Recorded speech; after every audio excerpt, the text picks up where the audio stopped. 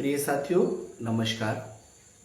कुछ दिनों के बाद आपसे ऐसा विचार हुआ कि आपसे कुछ बातें साझा किया जाए। साथियों, कल 2 अक्टूबर था, महात्मा गांधी और लाल बहादुर शास्त्री जी की जन्म जयंती। महात्मा गांधी जी ने आज से कई वर्ष पहले हम सबके सामने जिन बातों का रास्ता उन्होंने दिखाया था, अनेक समाज के बातों पर अपने विचारों को रखा था। आज भी वे विचार कहीं ना कहीं समाज के लिए रेलेवेंट हैं, प्रचलित हैं। समाज के लिए आज भी वे विचार जो है वैसे ही मानने योग्य हैं।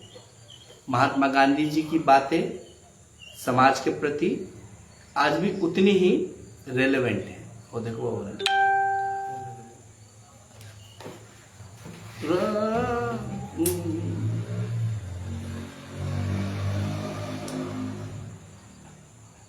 प्रिय साथियों, बीते 1-2 दिन पहले हमने तस्वीरें देखी श्री पवन सिंह जी की। जब उन्होंने किसी का चरण स्पर्श किया तो किसी को लगा कि वो झुक रहे हैं, वो गिर रहे हैं। अगर झुकने से भी टिकट मिलना होता तो बहुत से लोग जो है झुकने के लिए तैयार हैं, बहुत सी चीजें करने के लिए तैयार हैं। लेकिन अगर कोई अपना आचरण दिखाता है तो आप उसका क्रिटिसिज्म, बुराई करते हैं। वो उसमें व्यक्तिगत अपनी विचारधारा है, व्यक्तिगत अपना जो है सम्मान है किसी के प्रति, तो वो पैर छू रहा है उस व्यक्ति के। लेकिन आप उसको जो है ऐसा कह रहे हैं कि वो टिकट के लिए, शायद टिकट मिले ना मिले, पवन सिंह जी को उससे कोई फर्क नहीं पड़ता है। वो टिकट नहीं मिलेगा तब भी ऐसा नहीं है कि किसी विधायक से उन पे कोई भी चीज कम है।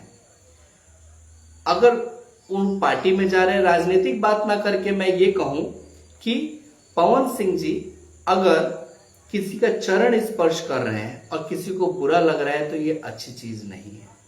आप एक समय पे कहते हैं कि जिस समाज से वो आते हैं वो समाज जो है किसी को रिस्पेक्ट नहीं करता है, और जब वो रिस्पेक्ट कर रहे हैं तो आप जो है उनका आलोचना कर रहे हैं। साथियों, ये अच्छी चीज नहीं है।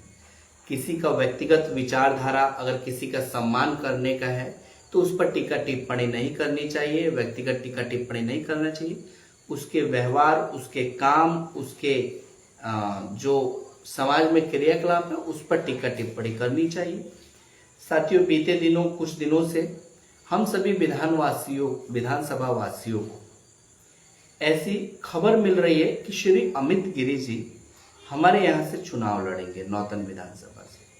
मैं राजनीतिक बात ना करके एक बात कहना चाहता हूं कि अगर श्री अमित गिरी जी चुनाव लड़ते हैं तो इसमें कहीं से बुरी बात नहीं है, क्योंकि राजनीति में, समाज में अच्छे लोगों का आना बहुत आवश्यक है, बहुत जरूरत है। श्री अमित गिरी जी शिक्षा के व्यवसाय या कार्य से जुड़े हुए हैं। वे खुद भी एक शिक्षक हैं। उनका पायनियर कोचिंग चलता है जिसमें बड़ी संख्या में बच्चे पढ़ते हैं, और अनेक तरीके के सामाजिक कार्यक्रमों में भी वो लगे रहते हैं। और महाशिवरात्रि, जो शिव के वो बहुत बड़े भक्त हैं, और महाशिवरात्रि जब होती है तो शिव के अनन्य अनेकों हिंदू भक्त के साथ साथ मुस्लिम भक्त भी उसमें शामिल होते हैं और काफी चढ़ बढ़कर उसको सफल करने में योगदान देते हैं। प्लेटो ने एक बात कही थी कि if the wise people don't comes in the politics then be ready to be fooled by the more inferiors than you. अगर अच्छे व्यक्ति राजनीति में नहीं आते हैं, अगर आप अच्छा व्यक्ति राजनीति में नहीं आता है तो आप गुरु से शासन करने के लिए तैयार रहिए। साथियों, तो ये कदम उनका स्वागत योग्य है। हमारे जिले के एक बड़े यूट्यूबर भाई, बड़े पत्रकार भाई आदित्य भाई की अनेक बातें नौतन विधानसभा के लिए, चनपटिया विधानसभा के लिए हो रही हैं। मैंने उनको छावनी ओवरब्रिज पर वीडियो बनाते हुए देखा।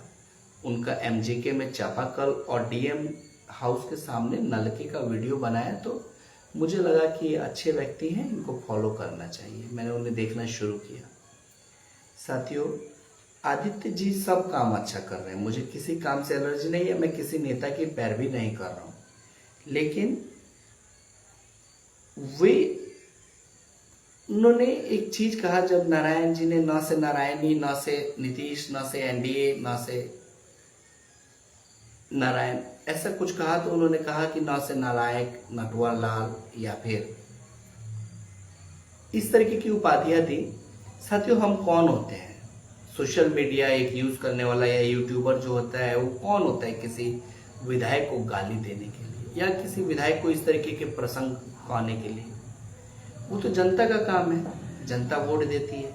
हम उनके जो है कामों को बुराई दिखा सकते हैं, और वो ऐसा कर भी रहे हैं, अच्छा कर रहे हैं, कोई बात नहीं, बढ़िया प्रयास कर रहे हैं। लेकिन साथियों, मैं चाहूंगा, मैं ऐसा इसलिए कह रहा हूं कि हम सोशल मीडिया ग्रुप्स की जो है वो इज्जत या वैल्यू तब बढ़ेगी जब हम एक प्रोटोकॉल और एक तरीके में रहेंगे। हमें एटलीस्ट ऐसे शब्दों से बचना चाहिए, ऐसे शब्द नहीं बोलना चाहिए। और एक और बात मैं कहना चाहूंगा साथियों, कि आदित्य जी खुद बेतिया विधानसभा के हैं, उनको बेतिया नगर निगम और बेतिया छावनी नहीं, बेतिया विधानसभा की भी कुछ समस्याएं जरूर दिखानी चाहिए। समस्याएं केवल नौतन और चनपटिया विधानसभा में नहीं है। उसके बाद आदित्य जी जो भी काम कर रहे हैं वो अच्छा कर रहे हैं। जब मैं कोई सलाह देने वाला नहीं हूं, मेरे मन में ये जिज्ञासा हुई तो मैंने ये अपनी बात ये रखना चाहा। उसके बाद जो है दुर्गा पूजा के एक उद्घाटन में बड़े भाई राहुल भैया उनके साथ थे। राहुल भाई को उन्होंने गार्जियन कहा, ये अच्छी बात है, राहुल भाई हमारे भी गार्जियन हैं। राहुल भैया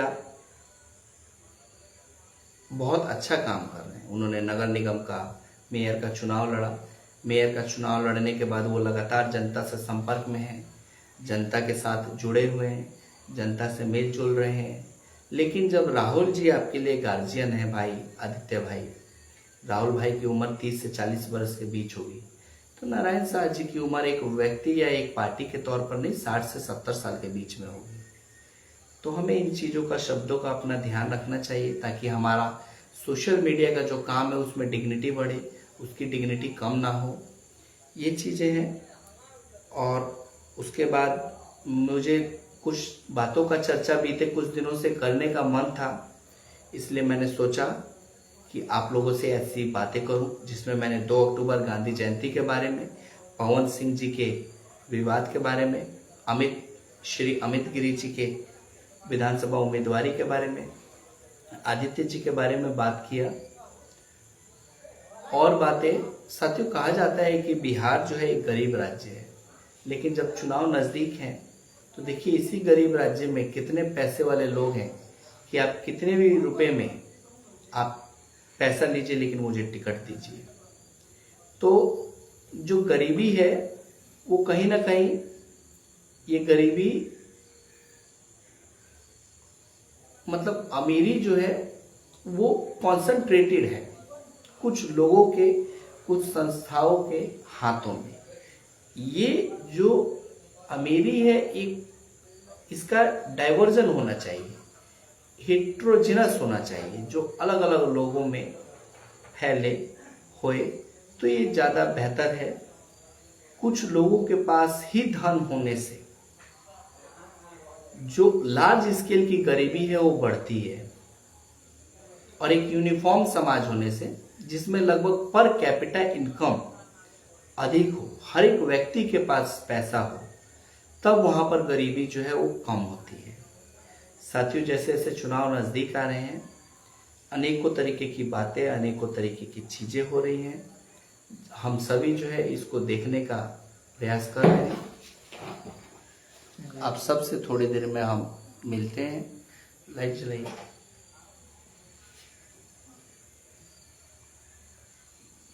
एक और बात मैं अपनी कहूंगा और बात को समाप्त करूंगा। साथियों, गोपालगंज जिले के कुकुरबुक्का निवासी श्री सुरेश यादव जी की बीते 30 तारीख को हत्या कर दी गई थी बंगाल में, जिसके बाद कल उनका अंतिम संस्कार हुआ गोपालगंज के उनके ग्राम में। साथियों, अनेकों लोग शामिल थे, अनेकों लोग जुटे थे, हजारों कई हजारों की संख्या में लोग वहां उनके ग्राम में उपस्थित थे। साथियों, श्री सुरेश यादव जी की हत्या यह अपराध गैर कानूनी है। किसी का भी जो है हत्या करने का किसी को भी मंजूरी नहीं है। हर किसी को जो है वो कानून, देश में कानून और संविधान सर्वोपरि है। इसीलिए उनकी हत्या की हम निंदा करते हैं और देश कानून से, संविधान से चले, इस तरीके की हम अपनी विचारों को रखते हैं। बहुत बहुत धन्यवाद। फिर हम आपसे जुड़ेंगे और बात करेंगे।